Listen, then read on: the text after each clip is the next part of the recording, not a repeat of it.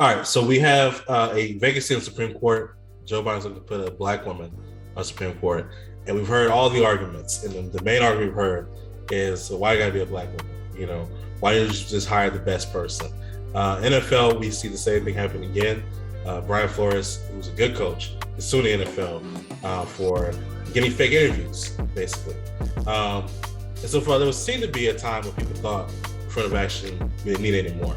But as I always say, we need to make the effort to hire black people. And why is that, Irvin? Why should Joe Biden make his nominee a black woman? If he didn't do it on purpose, it wasn't going to happen. Unfortunately, we got biases. And if you look at a number of different memes that I saw, there's a bunch of different ways to graphically represent that the entire judicial history of the Supreme Court is a bunch of white dudes who put on other white dudes. Go figure. And then in recent history, we got a little bit of diversity, but shout out Barack Hussein Obama for putting the only Latino on the Supreme Court. And now we got Joe intentionally, shout out Joe for having a little bit of follow through, a black woman.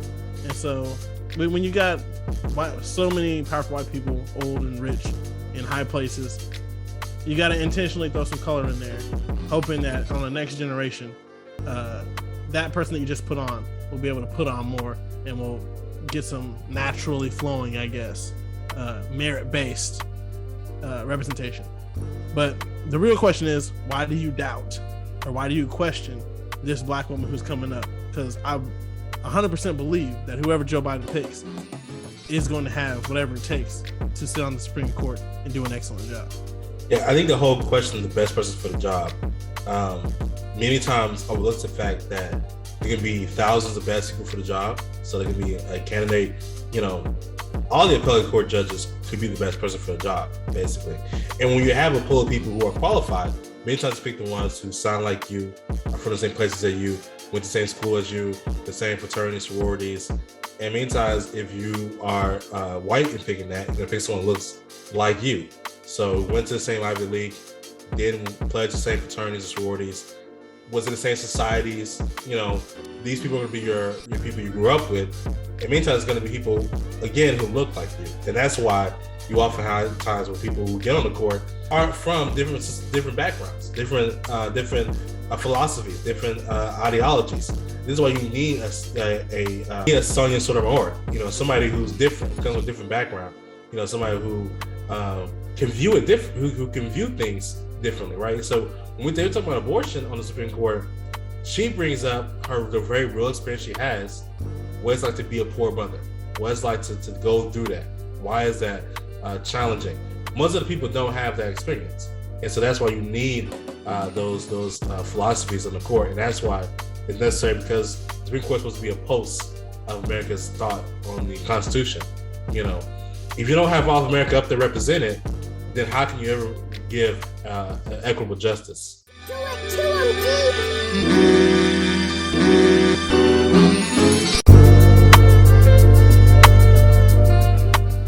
Welcome back to Real TV Conscious. My name is Sonia Brown.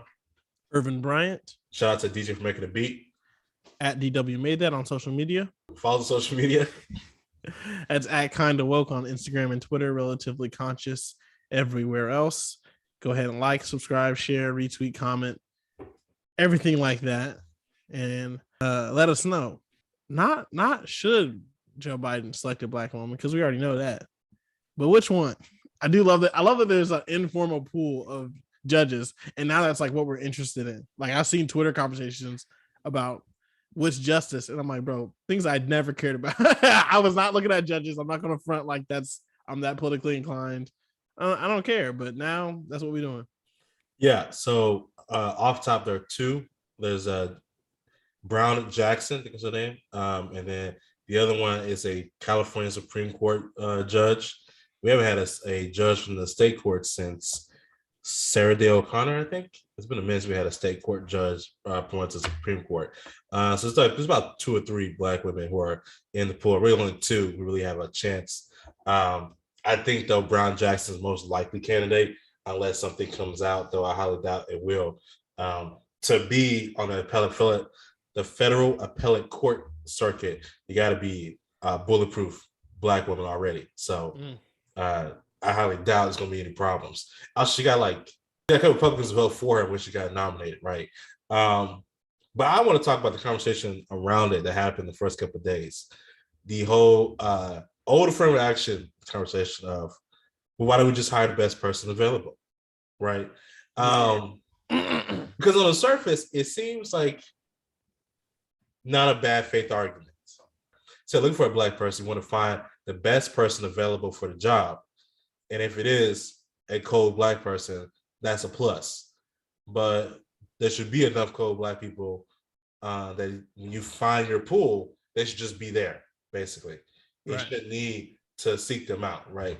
They do this in the NFL also, where they're like, why you got to hire a black coach? Why does it matter how many black coaches we have? Just hire the best coach out there. And if black people are good at their job, then they'll be there. Why is that a bad argument, Urban? I don't think any selection process is that pure in real life. So like anybody trying to hire the best is their view is limited, even if you're the president, which is borne out in history. Like, it's we've had what was that? 5 women, right? 2 black people? Yeah. Yeah, 5 women, 2 black people, and never both at the same time. So even when you got, and we've taken away formal segregation, we've given women far more legal rights and opportunities, and still this hasn't happened. And that's just like black and white. We got and one Latina, one. Yes. So there's no Latinos, as in Latin American men. There's no Asian anybody, none whatsoever, not even close. And that's a problem. What's up with that disparity? Why is that? If we are XYZ melting pot, if we got all these people in here and have all this free opportunity, something's wrong with our process. And this is how the ethos behind affirmative action in college admissions. It's like, well, if I can't exactly just break the mechanism that keeps getting all these white guys in here, let me just reach directly in the machine and where it would pick up a white guy, no, a black person, a black woman. Yeah. And I mean, I feel that your selection process doesn't work the way you want it to. It's not reflective of the real population. And you do have deserving people. And that's, I think, critical. It's not just any black woman. These black women are bona fide, the candidates, as Twitter has vetted them. Yeah. And I've seen on multiple podcasts, they'd be like, oh, whoa. These people are incredible. So it's definitely worth a try. Yeah, it's interesting to me because I want to believe that we could be that good to just do it selection process we happen naturally. Yeah, by merit. Yeah, by merit. But part of the issue is like we can't get on the Supreme Court is also a game of politics. Right. So much that it's a you got to be in the right circles, go to the right schools. Both of these black women are Ivy, by the way. So you got to be Ivy League bred. You got to be in the right societies, sororities. You got to talk to the right people, be in the right circles, write the right opinions to even get a seat at the table. So a lot of times people get, I hate using that phrase. A lot of people get weeded out because they didn't shake the right hands. So they could be on the appellate court system and be cold, but because you didn't shake the right hands, your name is not getting put into the pool with enough sway behind it, right? And then there's always the guy who's the most connected. And the way to be the most connected many times is to be a white male. You have family connections. So your legacy at Princeton or Harvard, so you get in there. Your legacy in one of these fraternities, you get in there. And then your legacy at one of these societies, you're in there already, And then the guys coming with you are also that. And so when they become senators or presidents, they know you from back on the block, right? And many times black people are in those circles from that young. So they don't know them from you don't know these people that well, basically. That's one of the issues when it comes to becoming to get on the Supreme Court. Like right now, Brian Flores, who's a former coach of the Dolphins, used to be an assistant coach for the Patriots for a long time. The dynasty, the evil empire, as they call them. Great coach, very good coach, right? Can't get a job in NFL. Like the Texans about to hire somebody who's highly incompetent, and they won't get this guy an interview at all, basically. And the question, he's suing the NFL because he got a fake interview. So his alleges that the Giants, a team that sucks, Yeah. what, 4 and something, I don't know. They gave him a fake interview. They wouldn't even give a good coach a real interview for reasons unknown. And the same thing happened to him with the Denver Broncos a couple years back, you know. And so the question becomes, well, how come these coaches aren't getting hired? How come a NFL that's 80% black players, you know, is 90% white coaches? You got Mike Tomlin and the Steelers, and that's it right now. You know, the Texans had a black coach, and then we sucked and we fired him. But we were going to suck from the beginning. Like, it was already known we were going to be good before we hired him. And so he feels like he's a patsy, basically, like someone to fall on the sword. Well, we hired a black coach, but now we fired him because we didn't do very well. And so how do you fix selection processes? Like, how, like, do you make it automatic? Do you, do you make it double blind? Like, what is it that you have to do? Automatic means computerized. What do you have to do to fix these selection processes? Do we keep coming up with these issues? I think Joe Biden's got it right, because especially we're talking connections, which is very relevant in this in the arena of elite operations of anything, you know, corporate, public sector, whatever. By putting on a black woman, first of their kind, okay, and that's never been done before. Obama, the first Latin American anything, right? Woman, bam.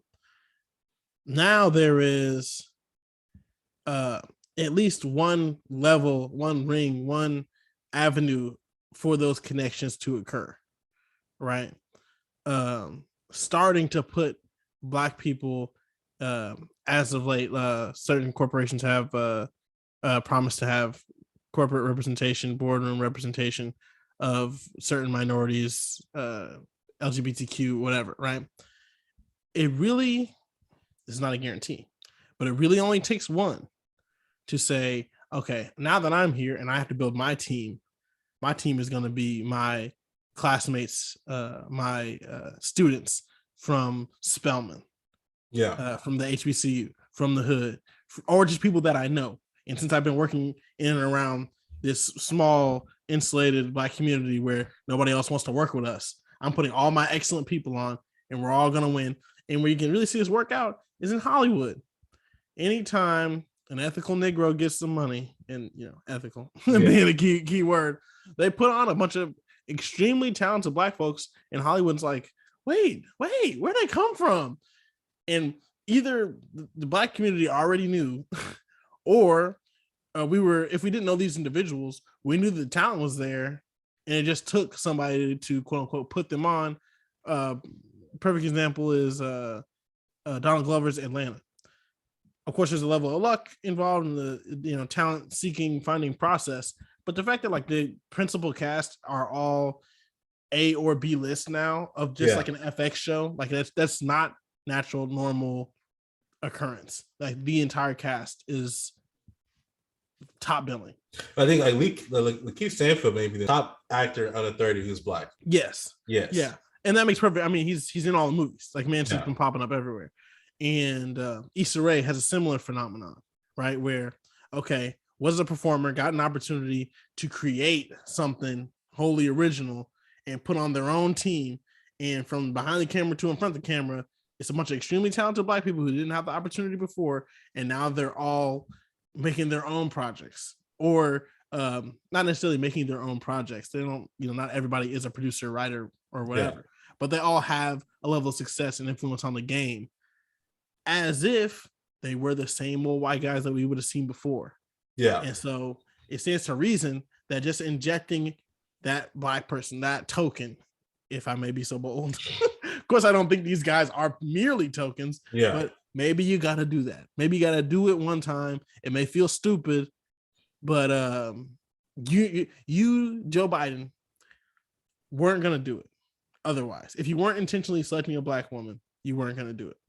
And I think it's a wise choice to say, hey, I'm going to change the game and introduce an element that will bring justice for generations. Yeah. So let's answer the question of does it lower their standing if they're looked see as a token, because some people argue that by actively selecting a person of color and then putting them in position, that many times people will see them as less than, and so therefore it lowers their standing among their colleagues when they get there. I believe that's BS, but let's at least deal with the argument. I think it's a smooth answer. Just the performance got to speak for itself. I've already kind of mentioned this. It's funny that you say that. Donald Glover I think he was a bona fide diversity hire on the writing room for 30 Rock. Yeah. But like he just proved to be really funny. And it's like, oh wow, this guy is like extremely talented. And then left the show of his own volition, didn't get fired. The show wasn't over yet. Just left the team to audition for another NBC show, and now is a star. And then, of course, has a rap career. We all know he's a famous guy. But it began with a diversity hire. It's the reluctance seems to it's ignoring the whatever systemic problem, right? The biases of white people to select their own, which doesn't have to be malicious. It's just people select their own. It ignores that, and it pretends that like Negroes or Latinos or Asians, whoever, are ill prepared, aren't ready. Like, oh well, they not. You're gonna pick somebody who isn't. What? I'm going to interview them. I'm gonna make sure their resume is tight. I'm just gonna make sure that they're a Black woman. That's really absurd to think that like, well, if I just pick a Black person, I'm just gonna pick a random woman out the hood. Why? Well, that's dumb. Then we're all gonna lose. I don't want to lose. Because like Colin Powell was a just off with affirmative action, and he led 2 wars.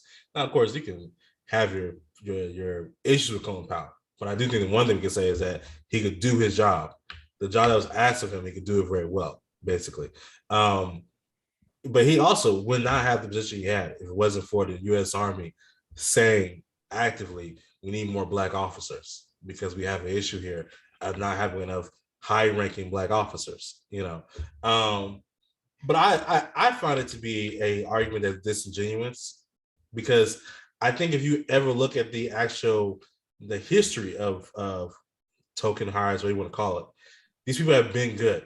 They've been, out knocking out the hire slouches. Yeah, you don't ever, they become people who are doing their job to the 10th degree, basically. If you're gonna make me hire a Black person, I mean, if I were just regular white guy, I'm building a team and I gotta hire one Black dude, I'm gonna make sure he's fire. Yeah. If I gotta pick a token, why would I pick somebody who I know is gonna weigh my team down? I at least gotta like try to make sure they're an asset. And of course, because of the first Black person, and this is an untapped resources, it's gonna be amazing, as we do whenever there is a token person inserted into the situation. It's like, oh wow, I was unaware of this talent and their different perspective, et cetera, and now we have Atlanta, and I can't wait for season 3 and 4.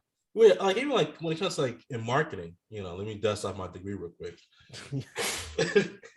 In marketing, they always talk about the need to have diversity in the room so you can like stop mistakes.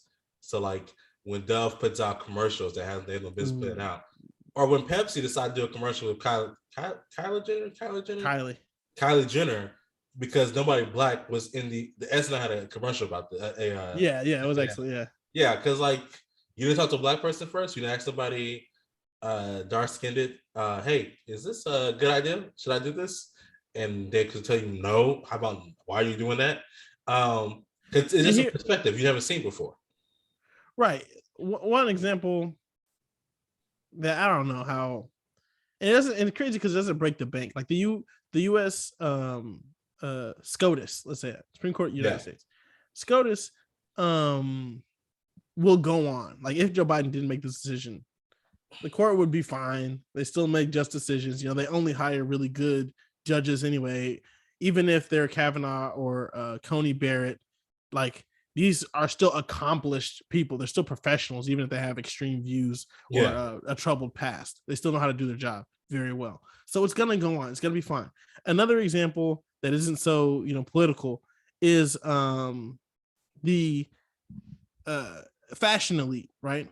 notoriously white, European in particular, Parisian, Milan, you know, Italians and French people, right? Right. Very, very rich, very elitist, removed entirely from the lifestyle of like regular folks like you and me. And I don't own any of their crap anyway.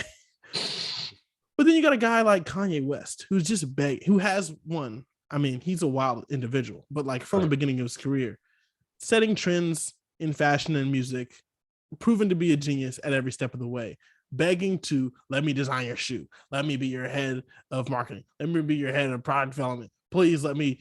I mean, just constantly and never got it. Like he developed a shoe. He did shoes and he did product deals with Louis Vuitton. But the position that Virgil Abloh historically had as the first black man, Kanye West never got to have. And here we got time and time again, brands like Gucci, Louis Vuitton, I don't know the names, Margiela, Balenciaga, more Italian words. Yes. Face sweaters and stuff like that.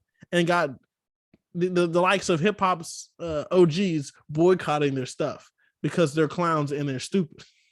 Yeah. It's like, and Louis Vuitton will still continue to be Louis Vuitton. That's never gonna, I mean, not in the foreseeable future, at least, right? Like they got the money, they got the prestige, but you could have. Yeezy, by the way, Yeezy, he was very frustrated that he couldn't break into the industry and now has a personal billionaire, multiple $1 billion fashion brand that he built essentially from the ground up. And you could have 100% of that under your empire. Yeah, these are corporations realizing with Michael Jordan, you could have a black person as your main corporate sponsor. Come on. Could have been having people kill over your product. Look, bloodstained sneakers. Yeah, which is a joke that's kind of crass, but also is true. But like, had they just decided to have Magic Johnson as their main sponsor, or Dr. J, or like, you know, Rick James, I don't know, you know, somebody who was, you know, out there like that, you could have been got the black dollar from the jump, but you waited so long until Nike decided to do it, go out on a limb and do it. Yeah, Nike the small fry. Yeah, and then you're like, oh, you know, Nike takes over the game, basically. Overnight, they become a blue chip traded stock, and they should never been there had it wasn't for nobody deciding, what if we, like, you know, gave a black person, you know, just the keys to the Death Star and let them do what they want to do with it, basically. Let's remember, Kanye also built his empire on his deal with Nike. Did not give him the creative control or financial benefit that he was looking for. And he only got that with Adidas, who was, in terms of market share, they were doing fine. Yeah. Adidas was going to exist. But in terms of market share, was getting crushed. Yes. And was lent validity by a black man. And it's like, yo, guys, I don't know if you're aware, but people beyond your friends have talent. And so purposefully reaching outside of that for people chomping at the bit. Most of the time, they're chomping at the bit. I'm positive that these black women whose names have been floating are just ready. Give me in there. They polishing up on whatever they got to polish up on. Yeah. I'm ill-equipped. I don't know what it is, but they are getting ready for that interview right now. They are ready to testify because they've been building their whole career for this. Yeah, let's talk real quick the last couple minutes about the phenomenon of the mediocre. Is a mediocre white man, I guess we'll call it. Yeah. In this case, it'd be a man. Yeah, because this goes back to the NFL. There's a lot of coaches who get hired who are just not good at their jobs, right? And there's a lot of coaches who get hired who like just don't know how to do like basic stuff, like call a timeout, like wouldn't know how to call a timeout, which you think is like, you think I'm joking, but like watch a game. The Giants do not know how to call a timeout. He's not using his timeouts. Yeah. Oh, I don't know how to call a play. Like they ran a dumb play, right? A lot of these coaches kind of like keep getting hired out of places. Like it's happening over and over again. And you're like, you should be out of the league. But these black coaches don't seem to get a interview. They don't get the time of day, basically. And then it's like little things that would derail their career. So like Eric Bieniemy, who was he's the offensive coordinator for the Chiefs. You know the Chiefs, the team that's like Kansas always City in the Super Bowl. Yeah. Pat Mahomes. He should have a job, but he doesn't have a job because one time he got a DUI. And like that's it. And so every time they get signed to give, you know, people go to interview him, They're like, well, what about that DUI? He's been AA since then. He's like, he's done a bunch of other stuff. And like that keeps coming back up. But Andy Reid's son like killed somebody in a DUI accident last year, and he still has a job. And if Andy Reid was to lead the Chiefs, would get a job anywhere in the world if he wanted it, basically. And that's the problem I have is time and time again, it's the small slip-ups. And it's the mediocre white guys who get these hires. And it doesn't make any sense. And to bring it back judicial, you know I was gonna go there. Yeah. And it's not a racial, it's ideological. Hold up. And it is gender, where you got known sexual harassers on the court. Explain it. Yeah. Women got to jump through hoops, already got to be twice as excellent, and then got to face scrutiny on their color and background. And it's at that point, at my testimony, I'd be like, but I didn't harass anyone. Yeah. I've never brought up pornography in the office. I never invited interns out for a drink. Never. Nope. None of that. Wasn't rubbing on anybody's shoulder, whispering in any ears, caressing. Never. Only thing I caressed was that Black's Law Dictionary. Only thing I caressed was these case briefs and the gavel. Held it tightly in my hand and delivered that justice. I never committed any crimes. So this is over now. There's no more questions to be asked. When the bar has been set so low by the mediocre males that are sitting on the court now, by the way, both of those guys are still there. And I'm sure there's plenty of discretions and misdeeds in judicial history. I just don't know those guys. But when you got guys like that, it's too easy. But just stop playing like you care. And let's just go ahead and approve this black woman. Why was it that we seem to believe that we didn't need affirmative action anymore? Like, what? How did we lie to ourselves? Who said that? Well, I think to go into 2000s, because there was a lot of cases that went for the Supreme Court that people were trying to say that we no longer need affirmative action, that we needed to that at this point in time we could do this without. You keep saying we. White people. Why do white people? I was say white America. Eminem, white America. Why do they believe we don't need affirmative action? I think I got tired of it. Here's this is a hot take. Fresh. I'm shooting from the hip. Okay. Unresearched, off top of the dome, shooting from the hip. Didn't even aim. You know what I'm saying? Affirmative action began in the 1970s. Okay. Post King and all that. You got more liberal people in charge, people who are affected by the civil rights movement are making decisions, and they say, okay, let me grab a couple Negroes and try to make it fair. 70s, 80s, 90s. And this is the point where they're saying, hey, maybe we're done doing that. It's not the same people, though. It's not the same hippies that was running stuff in the 70s. Now you've got their protege, their white protege that was alongside the black man who got hired on diversity, but still was handling business. And he's upset about it. These are the first not beneficiaries, but first witnesses to affirmative action around them, around their kids in the college admission pool. They went back for the reunion at Harvard and was like, whoa. Yeah, I saw Henry Louis Gates, but this is not the color I associated with that name. Yeah. What are you doing here, sir? I saw Michael Eric Dyson, but this is that's a Caucasian name. I didn't expect him to be colored like you. And it happened time and time again. And dudes was like, all right, they're here. They're professors now. Okay. Cornel West, that sound like a black name. I kind of saw it coming, but he's decorated now. He published his book. Okay, cool. That's enough. And they were trying to, of course, we did propose, and I did propose that you do introduce that one black person, and then there many will come after. Yeah. Not entirely. I'm not 100% true, because when you're dealing with huge systems like a university, like a corporate structure, one ain't enough, and you got to keep doing it. Also, depends on how high that black person does ascend, because if I am just a alumnus or just a professor at an Ivy League school, which is immense power, immense accomplishment, I still can't change the whole demographic makeup of the university. I can put some brothers on, but I can't, undo 100 years, 200 years, 300 years, 400 years, and yes, they are that old, of racial exclusion by myself. That's ridiculous. So it must continue until there is melanin in every nook and cranny of the American loaf. Wow. Yeah, I think it was more so than they didn't want to do in the first place. I gave him too much credit.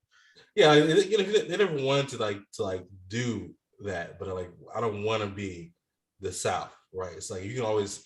I think some people always think that they can separate themselves from the South.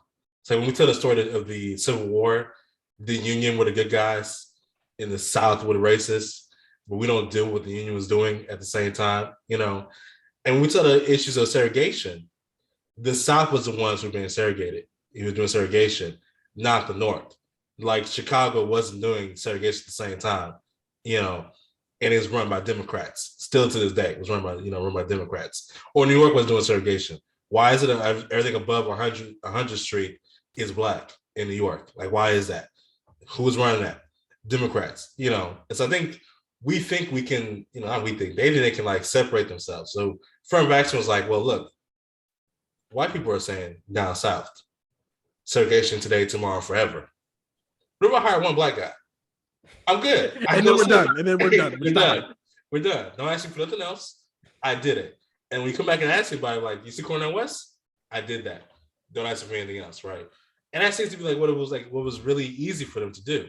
And so at some point, when there's no longer the urge to distinguish yourself from the South, then you don't want to do it anymore. So I don't have trying to make myself different from segregation in the 90s. In 2000s, I don't have that, blaring stain.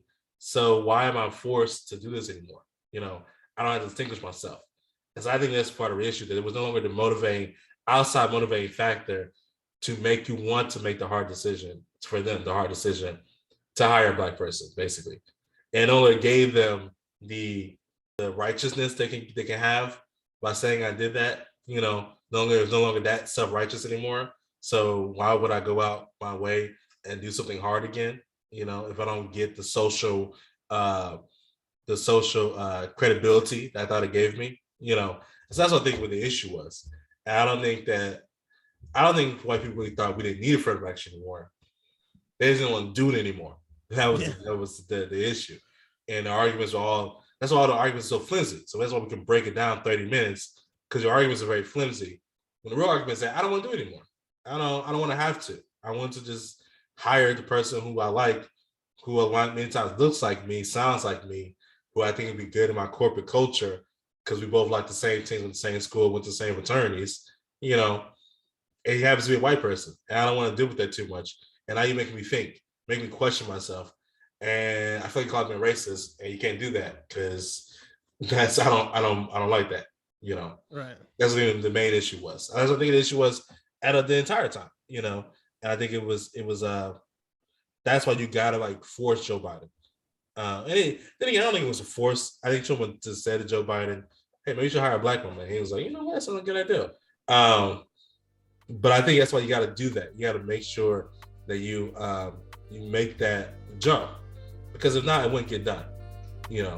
Obama couldn't do it because he was Obama, and so had he decided to put a black woman on the Supreme Court, I think people would have lost their minds. I'm almost certain they would have lost their minds. It would have been, with the stuff we would have heard in school would have been ridiculous. Yeah, he was already a secret Muslim, and Michelle was already a man. So Lord have mercy on whatever woman he would have put on the court. Yeah, but now Joe Biden can do it. That's kind of one of the reasons why I always tell people to vote. I tell people to vote for Joe Biden. He can do things, and by being just an old white guy, and people kind of chill out a little bit. They talked about why you're hiring a black woman for 2 or 3 days, and it kind of moves on. What were they saying? They're trying to. Did you see the Fox News? They were saying they're gonna try to put up Kamala. Yeah, that was a joke. I don't know what that was. That's they found a stupid thing to say. They just how can we show our behinds today? Yeah, But I think Biden just makes it a lot easier to do what he's doing. Yeah. And I hope we get more things like this, more social equitable things that Obama couldn't do because of who he was. Can we just do it again? Run a bike. You know what I'm saying? We're gonna put one black woman up there, and we gotta bully the next Democratic candidate into doing it again. Gotcha. What is Sons Brown? Irvin Bryant. Peace. Do it to him, G.